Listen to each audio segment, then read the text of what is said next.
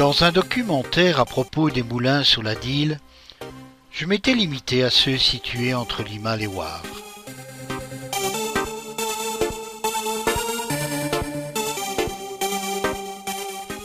En Haute-Dyle comme en vallée de la Gette, on dénombrait un grand nombre de moulins à eau. Outre le passé historique que représentaient ces moulins, ils avaient été aussi le témoin d'un riche passé industriel dans le bassin d'Isle-Gette. Ces industries ont toutes disparu de nos jours. Et tous ces moulins ont-ils subi le même sort ?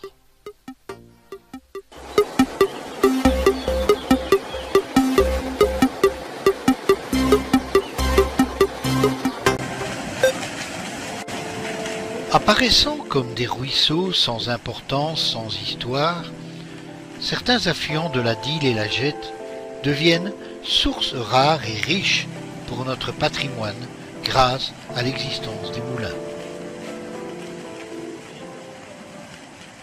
Parmi les deux moulins célébrant les journées de porte ouverte, le moulin du Sar est le plus ancien de Belgique.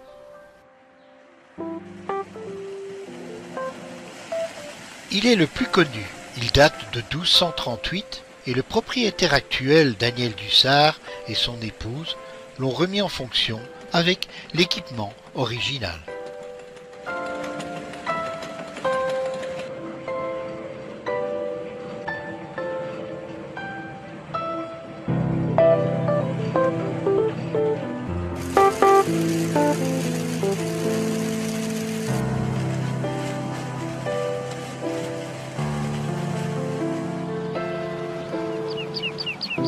Plus en aval sur l'Orne, le moulin Godepont date du début du XIIe siècle. Le moulin cessa toute activité en 1960-61. Il a été rénové en habitation privée tout en gardant son équipement. En fait, nous connaissons plus ou moins l'histoire de ce moulin. Jean Martin, qui est malheureusement décédé depuis, est un historien qui habitait Ouallin et qui a fait ses recherches. Alors en 1991, nous avons acheté le moulin de Godepont. Nous l'avons acheté en vente publique et nous avons acquis le moulin à la 3e adjudication. Donc le petit-fils du meunier, probablement parce qu'il était petit-fils du meunier et que c'était familial, a eu le souhait de garder au maximum le moulin. Il a vraiment tout nettoyé pour que ce soit un équipement joli à l'intérieur du moulin. Il a fait en sorte que la machinerie ne soit plus fonctionnelle en tant que telle, parce qu'une machinerie qui tourne, ça fait énormément de bruit. Il a fallu lui faire un choix entre moulin et maison. Il a fait le choix de la maison.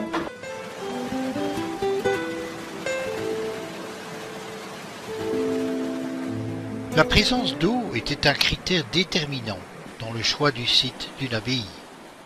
Mon nom est Michel Dubuisson, je suis directeur adjoint de la SBL Abbaye de Villers-Staville et nous sommes ici dans une salle de l'ancien moulin des moines, donc qui est en fait un des seuls bâtiments qui est survécu à la Révolution française. Il n'a jamais été vendu. Il a continué à vivre sa vie de moulin jusqu'au milieu du 19e siècle, donc 50 ans encore après le départ des moines. Ensuite, il a eu une nouvelle affectation qui était d'accueillir le touriste qui commençait à venir nombreux à l'abbaye, donc avec l'installation d'un restaurant et d'un hôtel. Et depuis 2016, il accueille également le nouveau centre du visiteur. Et donc sur ce grand moulin de l'abbaye, ce grand moulin des moines, en 2015, il y a eu réinstallation d'une roue à haupe, une roue en acier Corten, qui permet de produire, ça dépend les années, entre 15 000 et 25 000 kWh par an, ce qui est assez considérable quand on sait qu'un ménage, sa consommation moyenne est à peu près de 2 000 à 4 000 kWh par an. L'ensemble des aménagements, des efforts, disons, que fait la SBL en termes d'aménagement de jardin, en termes d'éco-pâturage, et ici aussi avec cette roue hydraulique, a valu à l'abbaye d'avoir un prix du développement durable en Brabant wallon en 2018. Ce qui est intéressant de noter, c'est que le moulin, l'ancien moulin des moines, est devenu depuis 2016 un petit peu le pivot central de la découverte du site, puisque c'est le premier lieu que les visiteurs découvrent. Et donc on a vraiment pu bénéficier du fait que ce moulin, à la différence du reste du site, n'a jamais été en ruine, pour utiliser toutes ces structures pour en faire un centre du visiteur digne du renom de l'abbaye.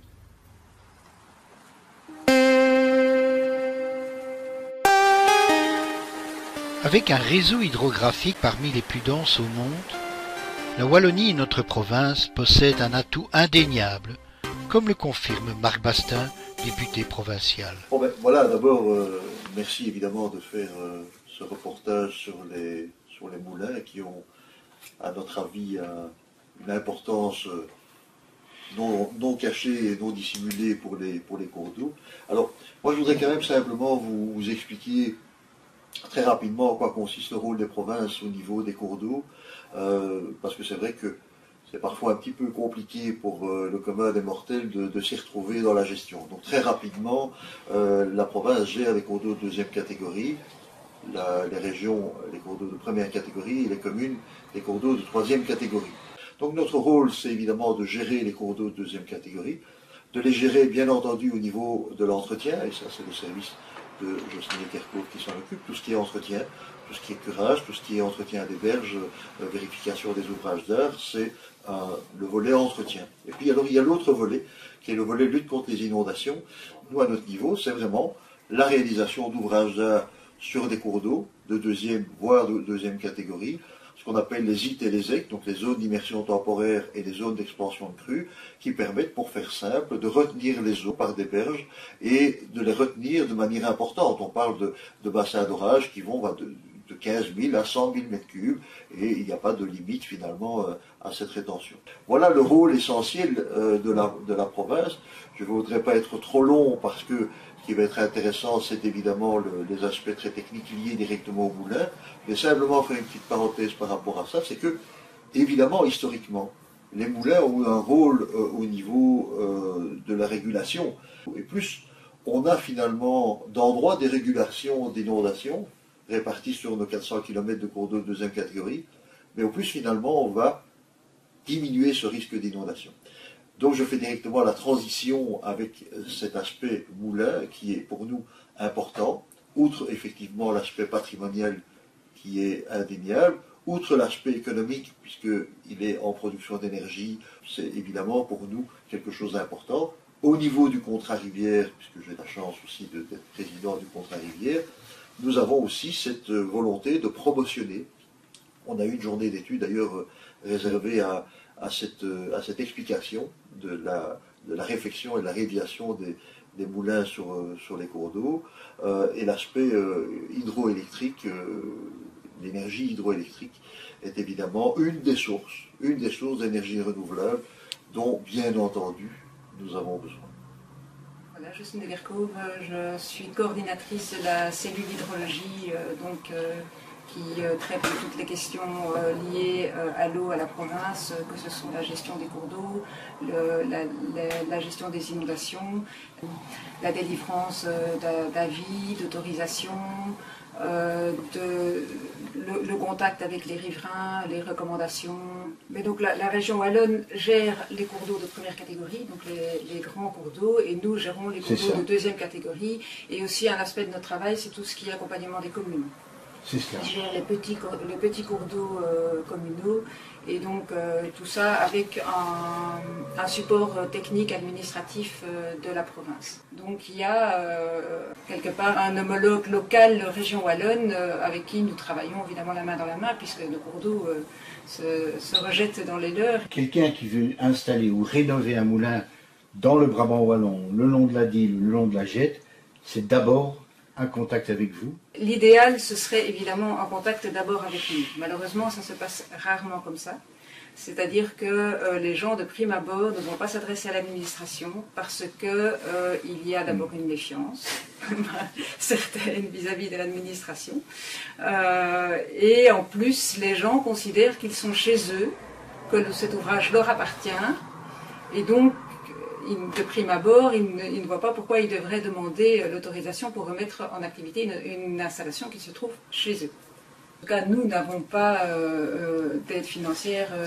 Vous êtes bénéficiaire d'un bien, vous bénéficiez d'un bien commun. C'est un ouvrage privé, à usage privé, et donc nous, on est là pour protéger le bien commun et donc vous mettre des conditions et des obligations sur cette utilisation et pas pour financer un projet à usage privé. Ouais. Alors maintenant, l'aspect patrimonial, c'est vrai que ça n'est pas notre rôle, mais en tout cas nous y sommes sensibles et moi je préfère un moulin rénové qu'une installation en ruine. Actuellement, j'avais noté que j'avais 9 moulins en activité sur les cours d'eau de 2e catégorie, mais dedans je n'en ai que 2 qui ont fait l'objet d'un dossier administratif d'autorisation. Ils remplacent une roue par une nouvelle roue. L'utilisation de la roue n'est plus la même qu'anciennement et donc ça nécessite de nouvelles conditions. Alors aussi, l'aspect environnemental de l'eau n'était pas pris en compte anciennement par l'hydraulique agricole qui ne voyait que l'eau comme étant un bien à usage de l'homme. Aujourd'hui, on a une législation européenne, on a une directive cadre l'eau qui nous impose de restaurer la qualité des masses d'eau. Or, le Code de l'eau impose aujourd'hui que quand on crée un obstacle sur un cours d'eau, on doit prévoir un ouvrage de régulation pour les poissons avec un débit réservé. Débit réservé veut dire évidemment moins de débit pour la turbine. Alors, une autre application du fait que les débits sont faibles, c'est que pour avoir suffisamment d'énergie, il faut des chutes importantes. Et on a aussi un impact plus important sur le cours d'eau en lui-même et sur la faune.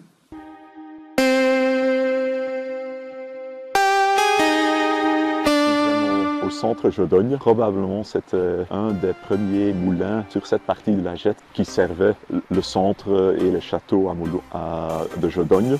Entre-temps, il y a des nouveaux moulins qui se sont installés. On habite rue du Grand Moulin, donc probablement le nom le plus utilisé à l'instant est le Grand Moulin. On avait retrouvé le nom de l'Ansequin quelque part dans des anciens livres comme référence de ce moulin. C'est ce qu'on utilise maintenant comme alternative pour le Grand Moulin. L'utilisation la plus récente était un moulin pour mouler des minéraux et aussi les sécher.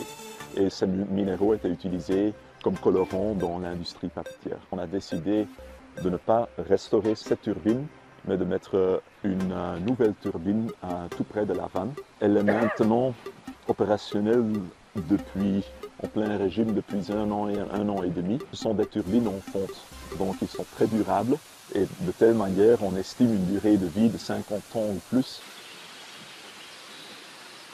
Rentabiliser un tel projet n'est absolument pas évident. Il y a d'un côté l'investissement qui doit se faire dans les turbines, dans la passe à poissons, mais c'est surtout la partie génie civil qui est très importante, faire sorte que l'infrastructure soit là. Et pour rentabiliser cela d'une manière ou l'autre, on a effectivement besoin d'un peu d'aide. Et là, on a reçu une prime de la région. Et de l'autre côté, on reçoit des certificats verts pour la production d'électricité. L'investissement a un temps de retour de 20 à 25 ans. Au niveau de nos attentes par rapport à la production, produit à peu près la moitié ou 2/3 de ce qu'on avait estimé. Comme la turbine est en fonction depuis 1 an et demi, vous savez bien qu'il y a très peu de pluie qui a tombé. En soi, nous sommes toujours contents. Le moment qu'il y a du soleil, on est content bien sûr. Le moment qu'il y a de la pluie, on est super content aussi. Et ça nous rend plus heureux. On a maintenant une passe à poissons qui fait à peu près 100 mètres avec une chute de 15 cm. Chaque type de poisson devrait pouvoir monter ou descendre de cette passe. Le contrat de la rivière a toujours été un guide dans la réalisation de ce projet et ils nous aident, ils sont là pour nous aider et guider dans la bonne gestion.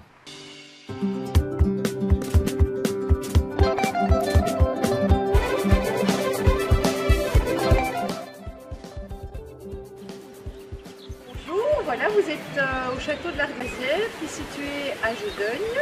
On est donc un petit peu en dehors de Jodogne, dans un écrin de verdure, dans un parc qui fait 4 hectares et demi.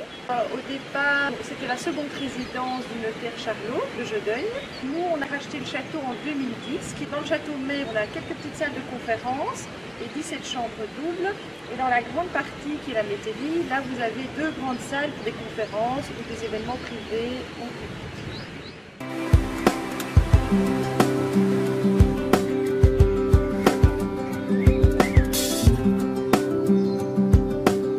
Principalement, les moulins sont, la plus grosse partie des anciens moulins sont de propriété de particuliers aujourd'hui.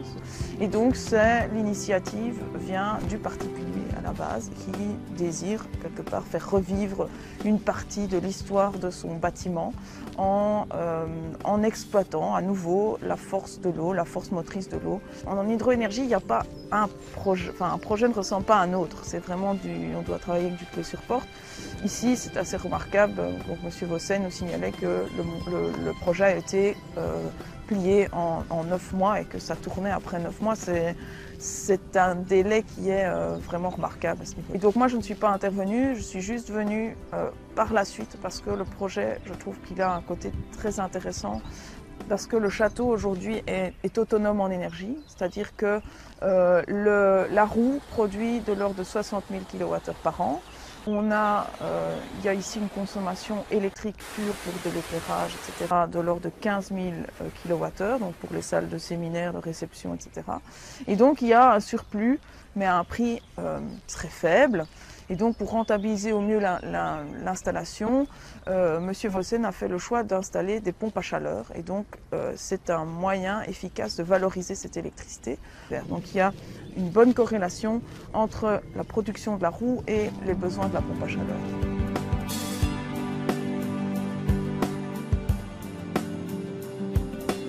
Maintenant, nous avons quelques soucis avec les 2 moulins hydroélectriques qui sont actuellement en activité. Et donc principalement, ça augmente la lame d'eau et ça rend le cours d'eau plus calme. Et donc dans le centre de Jodogne en amont, on a certains riverains qui se plaignent d'odeur. Le fait qu'il y en ait 2 qui étaient autorisés en même temps, on n'a pas pu non plus anticiper, je crois, l'effet cumulé des 2 moulins. Alors pour les moulins eux-mêmes, il y a un dépôt de déchets qui se fait sur les grilles juste avant le moulin.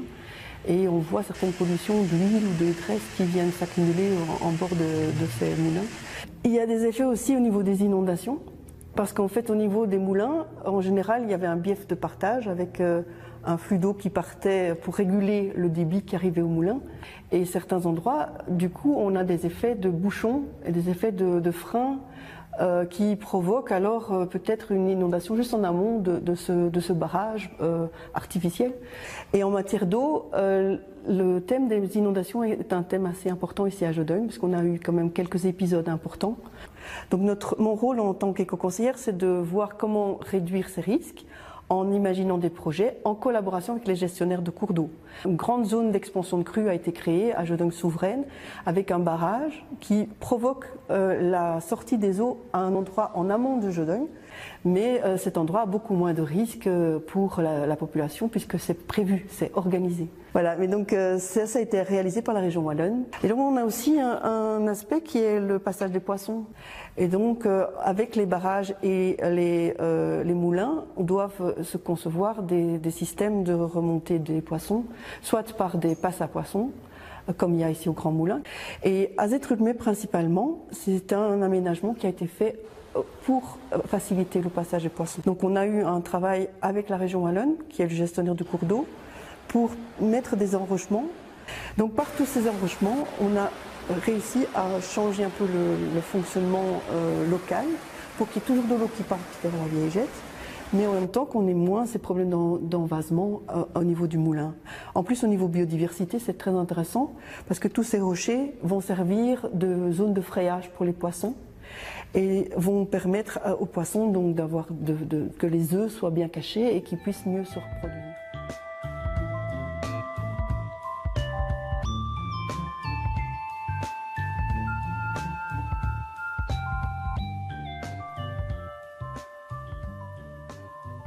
Je m'appelle Thibaut Delvaux, je travaille pour la société SONC, qui est active dans les énergies renouvelables et notamment la rénovation de moulins à eau et donc la production d'hydroélectricité. Au niveau de la roue, on redessine toujours une nouvelle, on en pose une nouvelle.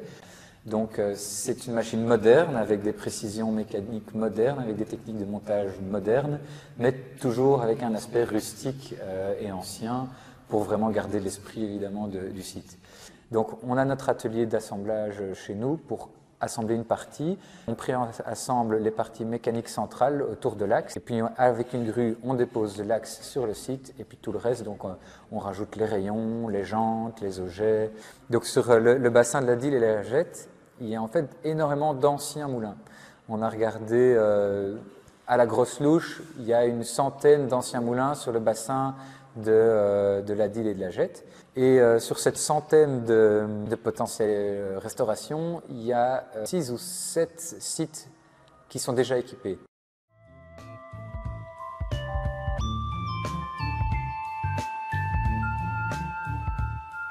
On est ici à Ty, à Vézity, dans une propriété qui date dans laquelle il y avait un moulin.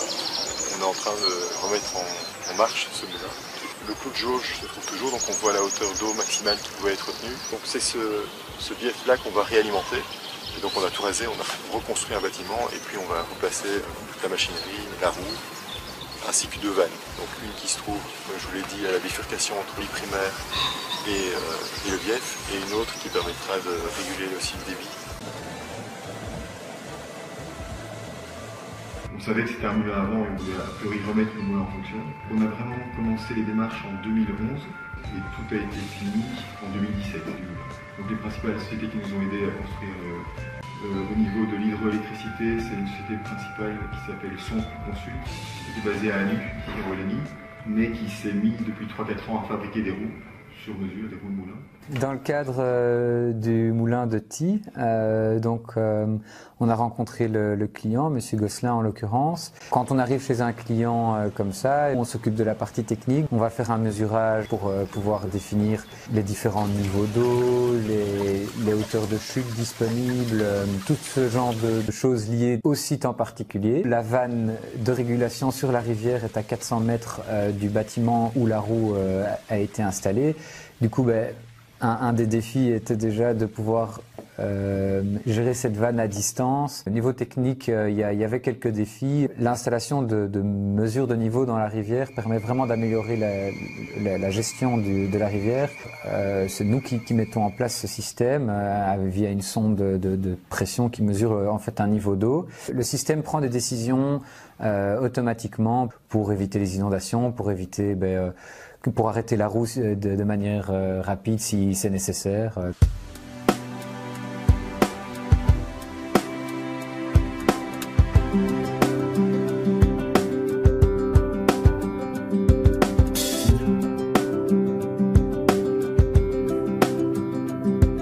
Voilà, donc je suis Michael Ovidio. Je suis professeur et chercheur à l'Université de Liège. Donc j'ai une formation de biologiste et je suis spécialisé plutôt en hydroécologie et plus particulièrement en écologie des poissons et dynamique des populations également. Et on a également réalisé pas mal de suivi sur les phénomènes migratoires de poissons en rivière. Et donc c'est à ce titre-là qu'on est souvent consulté pour des problématiques liées à l'hydroélectricité, puisque les poissons, au cours de leur migration, vont être confrontés aux barrages hydroélectriques dans les rivières. Alors nous sommes ici sur le site de Méry, sur l'Ourthe, au niveau d'une centrale hydroélectrique, qui a la particularité d'avoir 2 types de turbines. Donc on a en rive gauche des turbines Kaplan, qui sont des turbines anciennes qui sont potentiellement dangereuses pour les poissons. Et en rive droite, on a une turbine en vis d'Archimède, qui est un nouveau type de turbine, qui est une turbine qu'on appelle fish friendly, puisque quand les poissons passent à travers la turbine, eh bien, ils ne sont pas coupés en morceaux par la turbine. Ce site est également équipé d'une échelle à poissons et d'un bypass de dévalaison, qui est un système de protection qui permet aux poissons de contourner en fait les turbines Kaplan. Pour comprendre le comportement des poissons, c'est qu'on va leur placer des émetteurs en fait dans leur cavité intrapéritonéale par opération chirurgicale, et on va pouvoir suivre les poissons à distance avec des systèmes d'antennes. Et donc quand le poisson arrive au niveau du barrage hydroélectrique, on connaît son comportement. On ne voit pas le poisson, mais par l'intermédiaire du signal de biotélémétrie, on peut le localiser et savoir par où il va passer le barrage.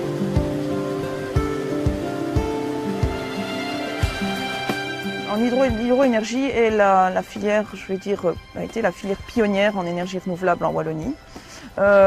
Et aujourd'hui, le potentiel technique est, je vais dire, presque atteint, c'est-à-dire que l'hydroénergie dépend de 2 facteurs, le débit du cours d'eau et la hauteur de chute, donc la déclivité finalement. La déclivité, elle dépend du paysage. On est quand même dans un pays relativement plat et donc ça a ses limites. Aujourd'hui, l'essentiel des gros sites sont équipés. On termine l'équipement des basses chutes sur la Sambre et l'Ourthe. Mais l'essentiel de la production se concentre dans 6 centrales en aval de la Meuse, en aval de Namur, pardon, sur la Meuse. Et là, on a 2/3 de la puissance installée environ sur ces 6 centrales qui sont exploitées aujourd'hui par EDF Luminus. Pour le reste, il y a plusieurs centaines d'autres petits sites qui sont aujourd'hui exploités en voie de réhabilitation ou qui peuvent être réhabilités. Quand on considère le panel d'énergie renouvelable qui sont exploités en Belgique, l'hydroélectricité représente de l'ordre moins de 2% en fait de la production électrique renouvelable. On est à une époque où il y a beaucoup de demandes d'installation de centrales hydroélectriques. C'est considéré évidemment comme une énergie verte dans le sens où il n'y a pas de pollution, de rejet chimique, voilà, de pollution par du CO2, mais il y a des impacts évidemment sur l'écologie des rivières. Pour l'avenir, ce qui est vraiment très important, c'est de minimiser les impacts de l'hydroélectricité. Et je pense que pour l'instant, on a quand même des solutions voilà, qui sont envisageables, qui existent, comme les échelles à poissons, des turbines ici amies des poissons. Mais disons qu'il faut aussi bien réfléchir à l'effet cumulé de tous ces petits obstacles qui sont présents sur les cours d'eau. Et donc il faut que les poissons puissent passer rapidement les ouvrages hydroélectriques. Une fois ici dans le sous-bassin, du Liget, donc il y a à peu près une dizaine de projets, une petite dizaine de projets, sur des cours d'eau parfois fort différents, un petit cours d'eau comme la Nétaine et puis un grand cours d'eau comme la Dille. C'est une aubaine effectivement pour les propriétaires de ces anciens moulins, souvent c'est au niveau d'anciens moulins, mais voilà, c'est pas non plus sans conséquence au niveau des cours d'eau, hein. Le principal est tout simplement que cette turbine sectionne la rivière et donc il y a un problème pour la circulation des poissons, mais il y a également un problème au niveau du transport de sédiments. Donc il y a une accumulation de sédiments qui se fait en amont. Une conséquence de tout ça, c'est qu'on change complètement la configuration du cours d'eau.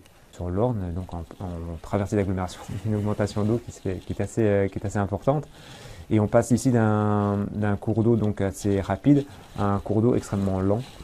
Après, il y a un autre problème, c'est que tous ces étés, là ça fait quelques étés qu'on a une très forte chaleur et donc un niveau d'eau extrêmement bas avec un rabattement des nappes et au niveau des cours d'eau également. Il y a aussi des restrictions de l'usage de l'eau. Donc il y a parfois un arrêté de gouvernement qui demande à tous les exploitants de ces stations d'hydroélectricité de couper leurs stations. Et c'est arrivé une fois en 2019 et une fois également en 2018, à ma connaissance.